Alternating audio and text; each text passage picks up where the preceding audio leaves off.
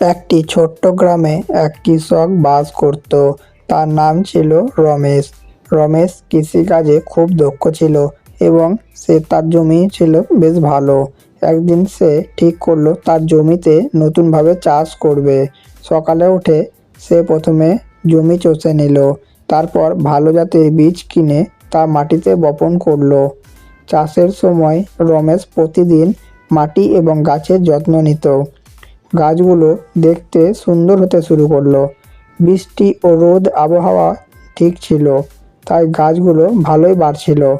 রমেশ চাষের কাজের মধ্যে দিয়ে সময় কাটিয়ে দিত এবং সে খুব খুশি ছিল, কারণ সে জানতো তার পরিশ্রমের ফল মিষ্টি হবে।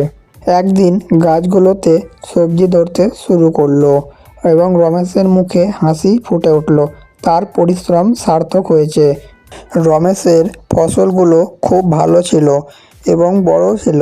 গ্রামবাসীরা এসে তার কাছ থেকে সংগ্রহ করলো।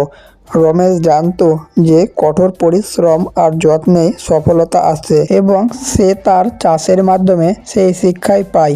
এই গল্পটা থেকে আমরা জানতে পারলাম কঠোর পরিশ্রম করলে সফলতা নিশ্চয়ই আসে। এই রকম আরও ভিডিও পেতে মন্ডল কার্টুন টিভি চ্যানেলটা সাবস্ক্রাইব করুন এবং পাশে থাকা বেল নোটিফিকেশান অন করে দিন। ভিডিওটা এতদূর পর্যন্ত দেখার জন্য ধন্যবাদ।